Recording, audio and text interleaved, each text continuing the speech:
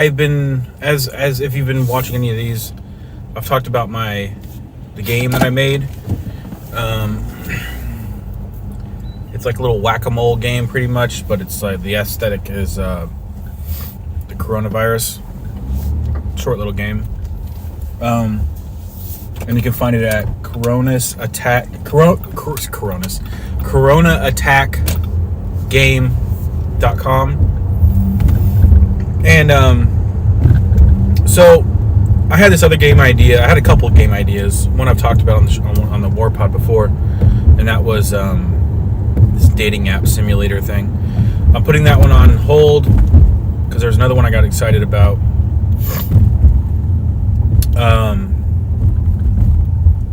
And it's a game where you're pretty much playing. I don't want to give too much away because there are some stuff I kind of want to reveal in the game, but essentially you're a shipping,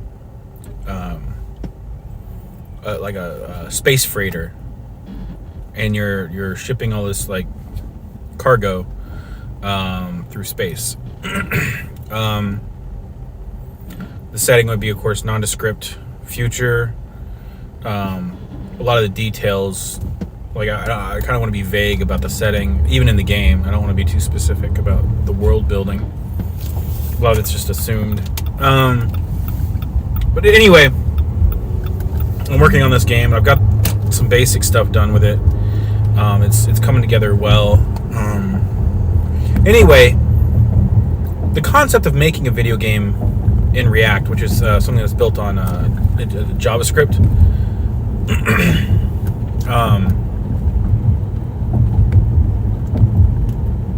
So React is a way to make one-page apps, meaning it's not multiple pages. You click between. It's one page. That's all you, and then things can, you built it with components that are basically little things you can plug in. Whatever. I don't want to get too in the weeds with it. I don't need to get into the technical stuff. But the point is that React generally is not something that's been made. It's not engineered. And the purpose of it is not to make video games. So,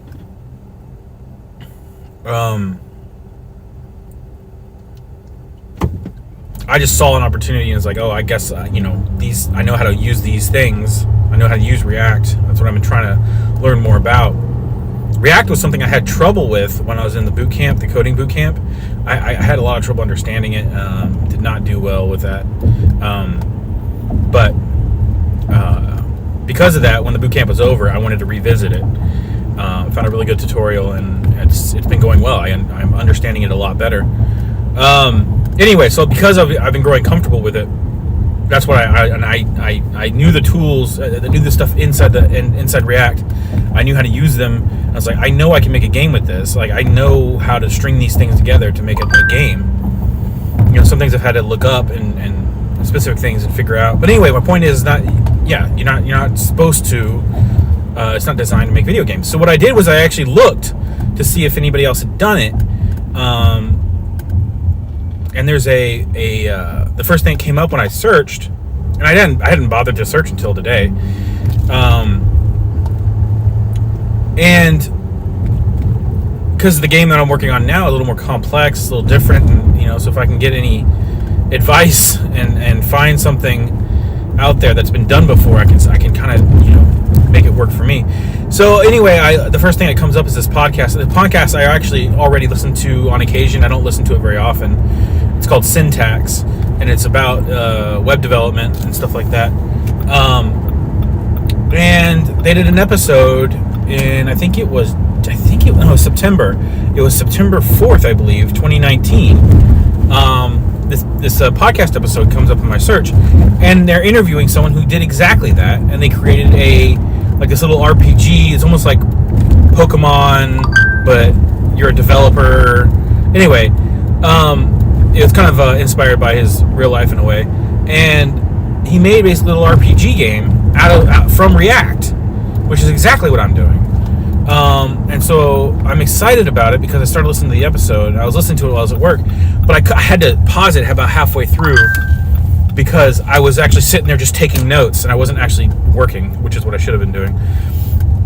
So I paused it. I'm going to listen to the rest later so I can take notes and figure out all the tricks that he did, and I can use it. And what's great about this is that these things will help me. I'm sure a lot of them will. But what I'm noticing is the way, because I was going into this game development from kind of a fresh perspective, completely new, just winging it and just plugging in stuff and finding out stuff as I went along, is I kind of developed the game in my head, like the ideas around the game and the mechanics of it. I designed them in a way that made it easier because it's based on my knowledge of React. So I'm like, this game is going to be easier to make the way I'm doing it, the way I had, that's why I came up with the idea. It's like, this is actually going to be fairly simple. There's going to be a lot of dialogue trees. A lot of the actual animation and stuff is, I've actually already done the work for the main one that I need to do. I made it real, there's not going to be a lot of other animation because I didn't know really how to do it. I had to look up how to do it even when I had the idea just to do the one thing. And that's, of course, the star field behind the ship moving. I needed that to move to make it look like you're moving through space. So I figured that out, actually. I finalized that last night after, it took me a long time, a few hours to do that. Just went through different iterations and initially didn't look good, and a lot of troubleshooting to get that work right. And I actually am really happy with the way it turned out. But now it's just the rest of it. And I don't think there's going to be a lot of, it's really hard to do this. Like the biggest amount of work, the most amount of work I have to do, it's really organizing my thoughts and tackling one thing at a time, because it's very easy to get too many ideas, jumping from one thing to another. That's a common problem with me. Just finishing things is the hard part. So in order to do that, you need to tackle one thing at a time. And what I've learned, especially in a lot of the tutorials I've gone through in learning different coding things, is to just get the basic thing working and then expanding on it from there. An example would be like, let's say you're doing like a to-do list or something, I don't know, and you're going to be developing all these different things, a list, whatever. First thing that you're going to have to do is just put in, just make sure you have the visuals of the list. Like you have a list, start with that. Don't worry about the check boxes and marking things off. You got to move one step at a time. That's not the best example, but you get the idea. Get the basic core thing working and then move on, expand on that, make it more complex. And that's how you build something complex. You don't just start, weeding into it with a machete. You gotta take your time with it. Anyway, this has been on my mind because, or this is what I'm talking about because it's on my mind. It's very much on my mind. It's really cool to get to the point with software development or web development. Get to the point where you're thinking more about the product. You're thinking more about the mechanics and how you're going to do things. You come up with it's easier to come up with ideas when you know what your abilities are and you're comfortable with your abilities and you know what can and cannot be done. So I'm starting to get out of that phase of just learning how shit works. like how do these tools work? What's JavaScript? What is that? How does that work? I think it's pretty exciting. Anyway. What else? Glad the winter storm's over. All that hard freeze stuff. I want to get back to playing Valheim. We did that's all I'm gonna say about that. I played it the once, so I'm trying to get back to it, but when I'd like to play with other people, but when me and Marlon and Terry are all available, we all play. We just started a new game of Twilight Imperium 4th edition, and we actually streamed the first part. And of course, the one time I decided to stream it, I've been wanting to stream it for a while, but finally get around to streaming it. We're doing a tabletop simulator version of it.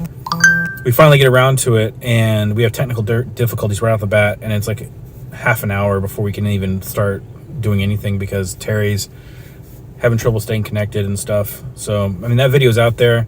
You want to probably skip through the first part if you're interested in that at all. I think it's a 4-hour video. We might reach the end if we do one more session. Things are getting faster with that. I mean, it's a long game, generally. Like I've said before, like 3rd edition was like 7 hours minimum.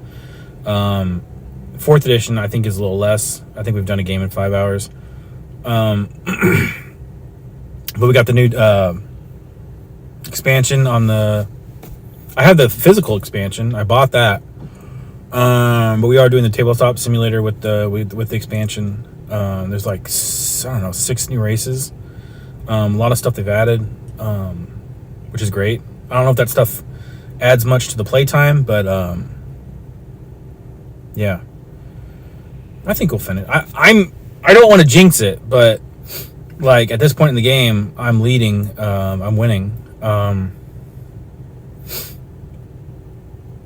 So that's cool.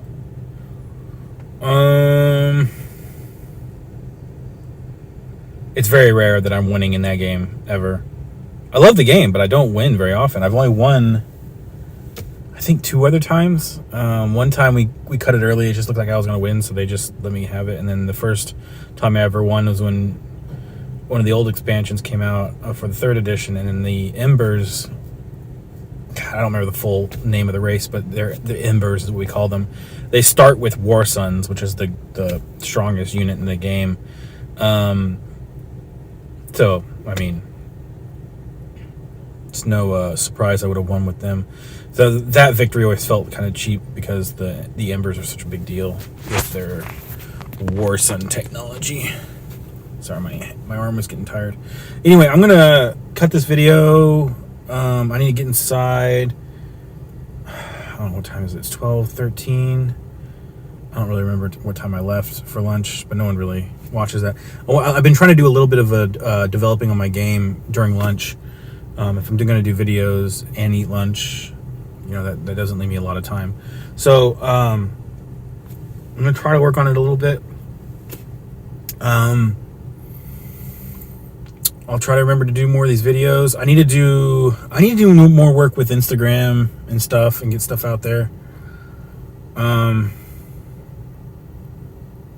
Just got too much stuff going on. I need to get the word out on stuff I'm working on, especially if I'm going to release these games. Because one of the things I did when I was doing the research about React video games, which is not, like I said, it's not very common, but you can. There's a tool you can get that will basically turn any HTML or CSS or JavaScript based application and turn it into and basically make it multi-platform. So, like, there's a world where I could finish this game that I'm working on and release it to the Switch. I could release it to Steam. What else? I mean, I don't think that I could get it on the Xbox store. I don't know what the process is there. It's not really a graphic heavy game, so it would not be a natural fit for that system. But like a Nintendo Switch game, like that would be amazing if I could pull that off. But I'm sure there's a process that like it needs to get certified or something.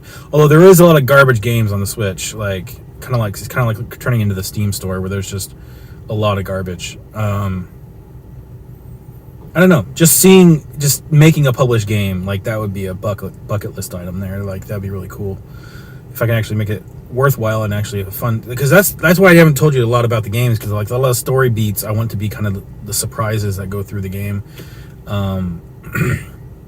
But I think if I tell you like I'm a fan of M. Night Shyamalan and Christopher Nolan movies, like you might get a hint of kind of like where I'm going with. I mean, not that I'm borrowing their theming, but the way that they tell stories, I really like. I like twists. I like stuff like that. So that's kind of the direction I'm going with the game. it's gonna and that's I kind of wanted to sell it as something that's like like I said, a space shipping simulator, but then I want to kind of unravel into something that's a lot more fun, more interesting, engaging as far as the story goes. That's what I'm excited about, because like the basic mechanics of it like are fine, but yeah, it's the story that really gets me. That's why I play D&D or tabletop RPGs and stuff. Is the story that gets me. I want it to be engaging. But with a lot of the tricks and stuff that I might learn from that podcast, which I've already learned some, the game mechanically might be a little enhanced, better than what I was imagining. It's gonna be a lot of work. Like the price point that I'd be looking at would be like, I had a bunch of stuff in my head. Like I was thinking like a $4 game, something super cheap. I want to build something that's like at least like a 3-hour experience, maybe a little less. I don't know. It's not gonna be a super heavy game. I think $4 would be a great. I mean, you pay more than that for 3 hours of entertainment if you go to a movie or whatever. Anyway, I'm gonna go. I'm gonna see. I may not. I don't have to get Jack today.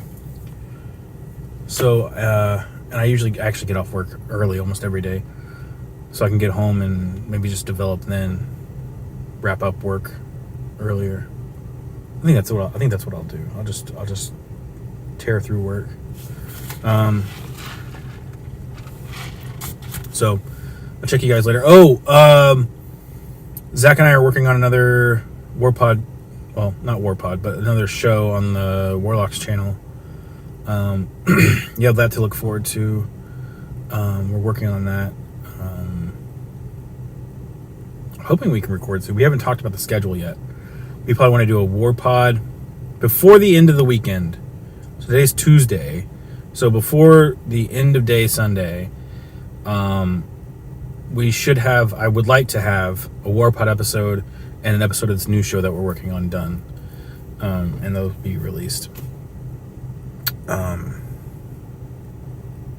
Yeah, so you have that to look forward to. Later. Bye. Should I have a regular sign off? I mean, I think later is the one I usually say, so let's just go with that.